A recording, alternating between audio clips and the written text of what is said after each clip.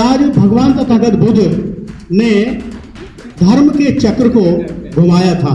भगवान तथागत बुद्ध को वैशाख पूर्णिमा को ज्ञान प्राप्त हुआ और ज्ञान प्राप्त होने के बाद उन्होंने ये सोचा कि भाई सबसे पहले मैं अपने इस ज्ञान को अपने तक सीमित रखूं या इन ज्ञान को दूसरों तक फैलाऊं।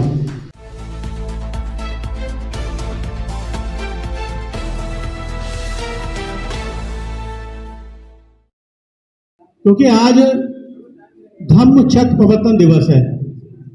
धम्मचक्र प्रवर्तन दिवस, इसका मतलब है कि आज भगवान तथागत बुद्ध ने धर्म के चक्र को घुमाया था। भगवान तथागत बुद्ध को वैशाख पूर्णिमा को ज्ञान प्राप्त हुआ और ज्ञान प्राप्त होने के बाद उन्होंने ये सोचा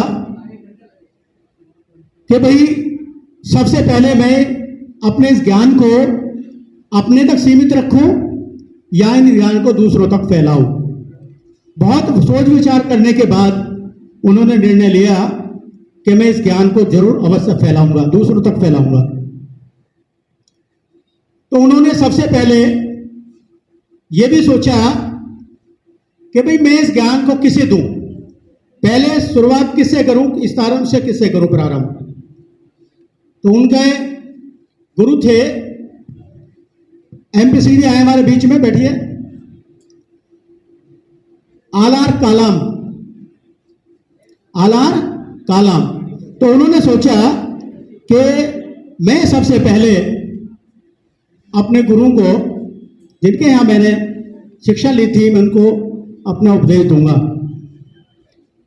जब उनको पता लगा कि आलार कालाम नहीं रहे हैं तो फिर उन्होंने रामपुत्र को सोचा, लेकिन वो भी नहीं थे।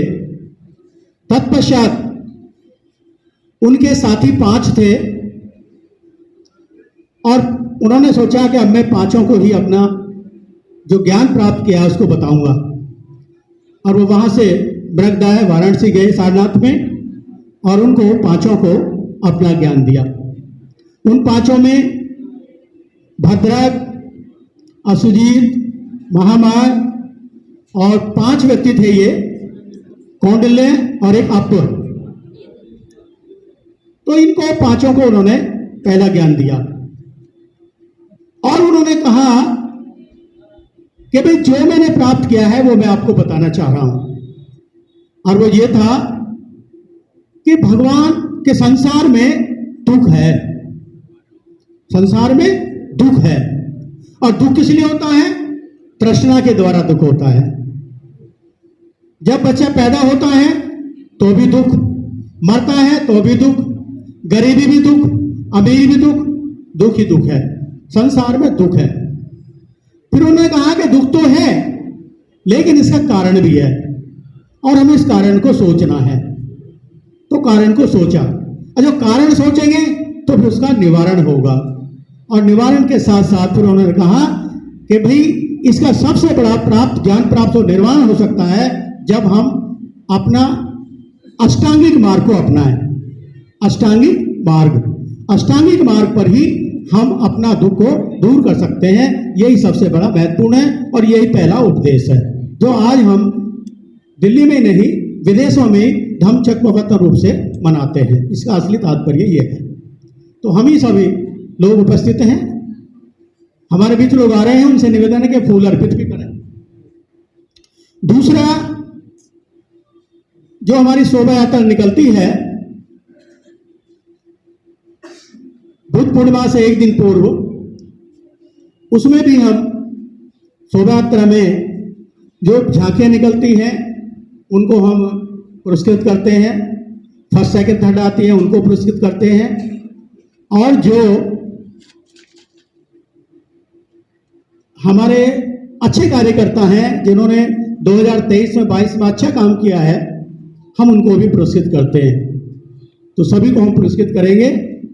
मैं अपने ज़्यादा समय लेते हुए मैं सभी को यही कहता हूं कि आप लोग, बाबा साहब बनाई संस्था है बुद्धिस्ट सोसाइटी ऑफ इंडिया, इस सोसाइटी के सहयोग करें, तभी भगवान तथागत बुद्ध का रास्ते में जो बाबा साहब ने हमें मार्ग दिया, तभी हम उसको चल सकते हैं और भारत जो हमारा बुद्ध में बन सकता है।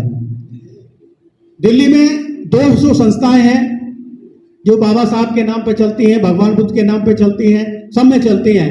लेकिन बुद्धिस्ट सोसाइटी ऑफ इंडिया ऐसी संस्था है जो 1925 में बाबा साहब डॉक्टर बी आर अम्बेडकर ने खुद बनाई थी और उसका संविधान भी खुद लिखा था। और ये पूरे देश में ही नहीं, 2 और देशों में भी इस बुद्धिस्ट सोसाइटी कार्यकाल चल रहा है। तो मेरा सबसे निवेदन है कि इस संस्था को सहयोग दें सभी लोग और जगह जगह अपनी शाखाएं खोलें। अभी साउथ दिल्ली में एक कैंप लगा था, प्रशिक्षण शिविर 10 दिन का लगा था। और अब हम भी अम्बेडकर भवन पर भी यहाँ प्रशिक्षण शिविर लगाएंगे और इस कार्यक्रम में सभी लोगों के हम सहमति चाहेंगे। दीक्षा का कार्यक्रम होगा, उसमें सब लोगों की सहमति चाहेंगे। इन्हीं शब्दों के साथ मैं पुनः सभी का आभार व्यक्त करते हुए सभी को जय भीम, जय भारत, नमो बुद्धाय। भगवान बुद्ध के धम्म को जितना पढ़ेंगे, जितना जानेंगे, समझ में तो आएगा, लेकिन जितना अनुभव करेंगे उससे ज़्यादा समझ में आएगा। और इसलिए भगवान बुद्ध ने जो विपश्यना का मार्ग दिया था, अगर हमारे पास समय है तो विपश्यना जरूर करें, जानें, समझें। एक और बात मैं कहना चाहूँगा कि हमने जो शिविर दक्षिणी दिल्ली में लगाया था, पहला प्रयास था। वहाँ दिल्ली प्रदेश में तो शिविर लगते ही रहते हैं, लेकिन वहाँ हमने पहला प्रयास किया और लोगों ने बढ़ चढ़कर हिस्सा लिया। न तो खाने में, पीने में, स्वागत में, सम्मान में, सत्कार में सभी बुद्ध विहारों की कार्यकारिणियों ने भरपूर सहयोग दिया। और वो एक नींव क्षेत्र में भी हमने रखी है कि कोशिश करेंगे कि जब भी मौका मिलेगा इस तरह के शिविर लगाने की कोशिश करेंगे, जितने भी हमारे क्षेत्र हैं।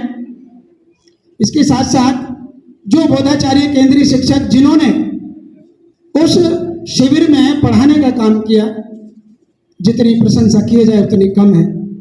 सभी ने बड़ी मेहनत से चैप्टर्स तैयार किए, धम्म का अध्ययन किया, अध्ययन करने के बाद नोट्स बनाए और मुख्य जानकारी, क्योंकि बुद्ध के धम्म को 11 दिन में समझना नामुमकिन है।